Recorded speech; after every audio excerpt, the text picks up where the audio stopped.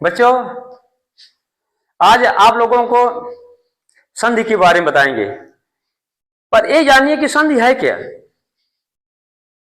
संधि किसे कहते हैं और संधि पहचानने के तरीके हम लोगों को बताएंगे।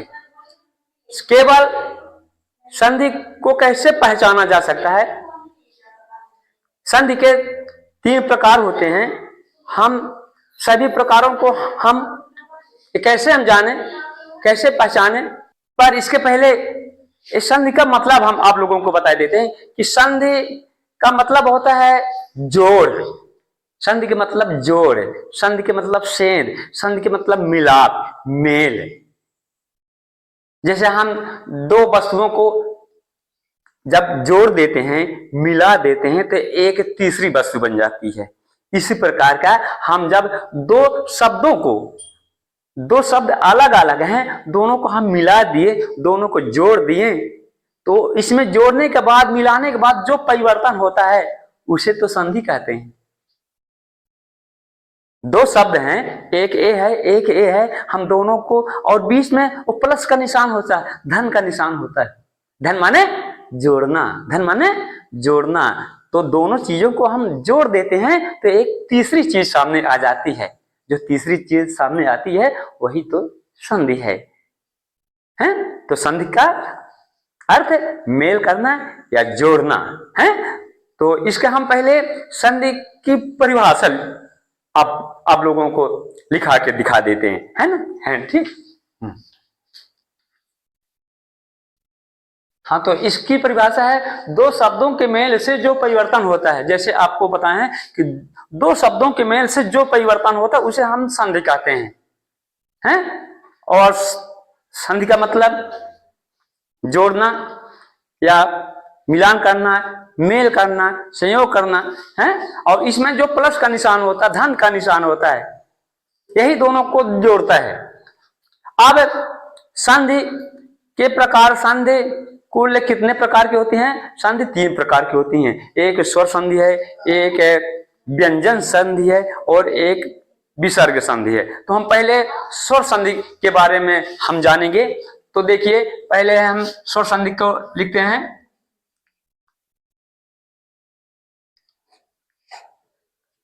स्वर संधि। अब इसके स्वर संधि की विशेषता है, इसके हम पहले बताए हैं कि हम एक पहचान के लिए बता रहे हैं, केवल शॉर्टकट में है, डिटेल में नहीं जाएंगे। तो पहचान कि स्वर संधि की क्या विशेषता, क्या पहचान है। इसमें स्वर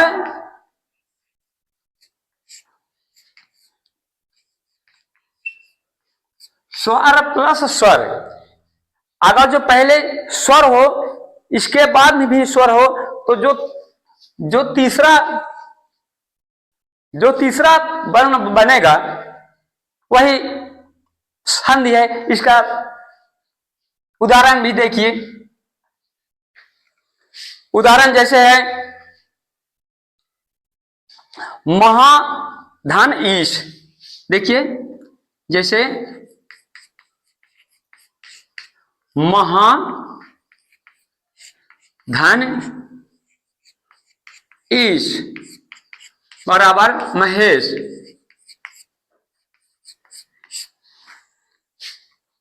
यहां पर स्वर है, एक कैसे स्वर है, ये जो हा लिखा है,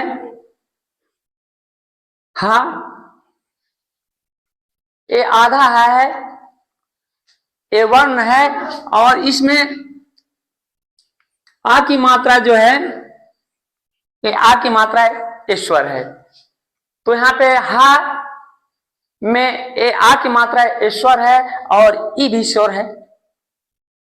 जैसे बताया गया है कि स्वर को स्वर से जोड़ें, स्वर को स्वर से जोड़ें, तो वहां पे स्वर संधि होगी, है।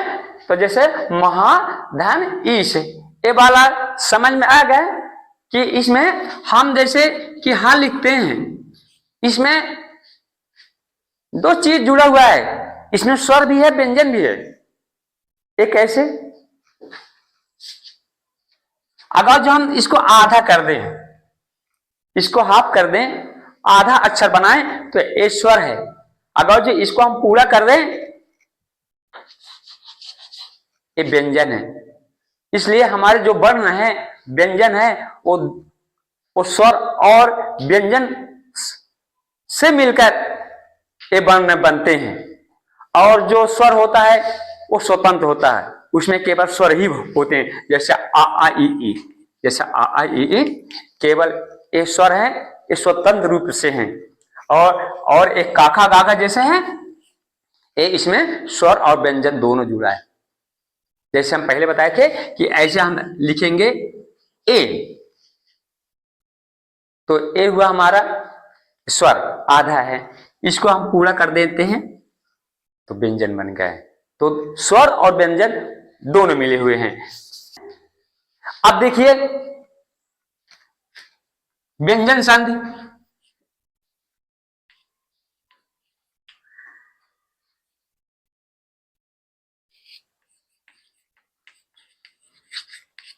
व्यंजन संधि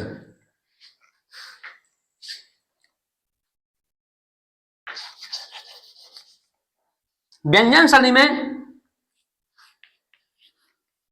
स्वर पहले अगर है और बाद में व्यंजन है तो व्यंजन संधि होगी। अगर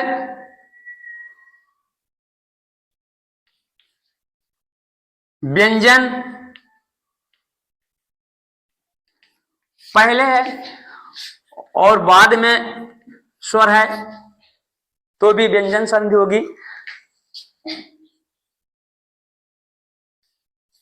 अगर व्यंजन पहले है फिर बाद में भी व्यंजन है तो ये व्यंजन संधि होगी।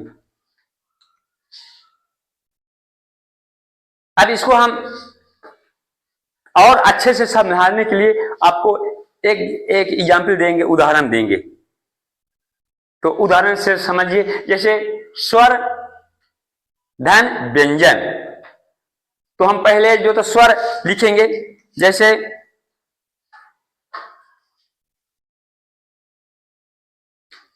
अनु,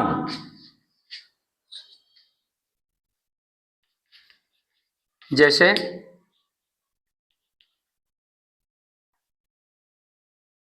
अनु धन छेद बराबर अनुच्छेद। एक ऐसे स्वर हुआ, ये व्यंजन कैसे हुआ, इन्नू है ना, है इन्ना में जो उ की मात्रा है ये क्या है, स्वर है।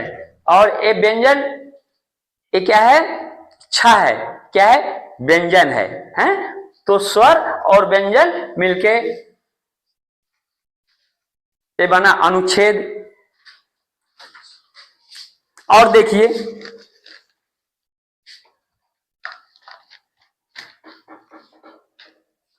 उच्चारण, उत धन चारण, उत धन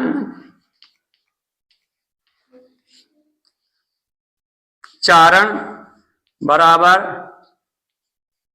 उच्चारण। इसमें भी देखिए उत, ये क्या है, अगर जो पूरा ता होता तो व्यंजन होता, पर आधा है यानी कि स्वर है? तो स्वर और चा क्या है, व्यंजन है।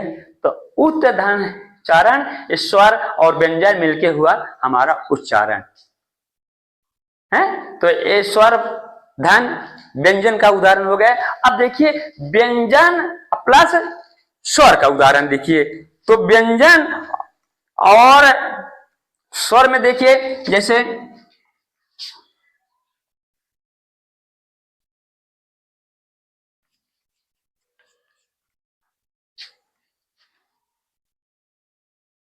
दिक धन अंबर, दिक धन अंबर बराबर दिगंबर।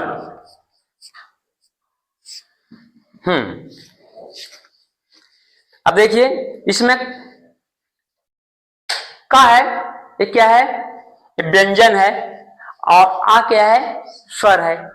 तो व्यंजन और स्वर, व्यंजन और स्वर जहां पे मिले हों वो व्यंजन संधि है। जैसे दिक धन अंबर बराबर दिगंबर है। और अब अगला उदाहरण, व्यंजन से व्यंजन, व्यंजन धन व्यंजन।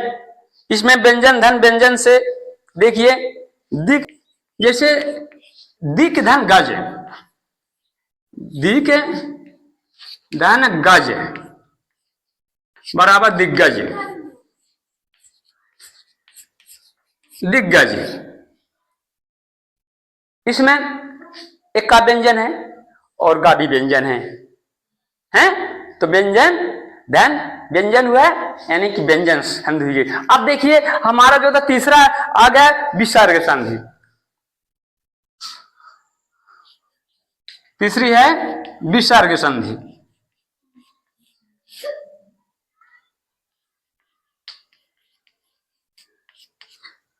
ये बताओ विसर्ग किसे कहते हैं? जो विसर्ग का निशान ऐसे होता है, जो आहा की मात्रा होती है, होती ना आहा की मात्रा, यही विसर्ग, यही विसर्ग है, हैं? तो विसर्ग में देखिए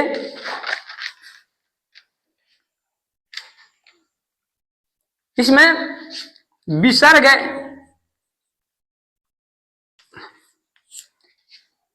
में अगर हम स्वर जोड़ दें तो विसर्ग ही रहेगा। अगर जो विसर्ग में व्यंजन जोड़ दें तो भी ये विसर्ग रहेगा। जैसे उदाहरण देखिए शिवधन आलय, जैसे जैसे शिव शिव धन आलय, आलय बराबर शिवालय, शिवालय, शिवालय ये हुआ। और एक और उदाहरण जैसे दुख है, दु धन ख बराबर दुख है, ये हुई हमारे विसर्ग संधि। एक और देख लीजिए,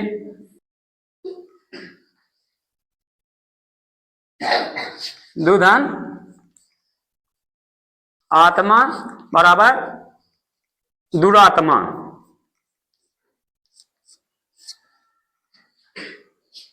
तो हम बच्चों ये आप लोगों को संधि पहचानने के तरीके तो आपको समझ में आ गया होगा कि हम कैसे संधि को पहचाने कि ये स्वर संधि है या विसर्ग संधि है या व्यंजन संधि है। तो ठीक है ना, है? तो बोलिए जय हिंद।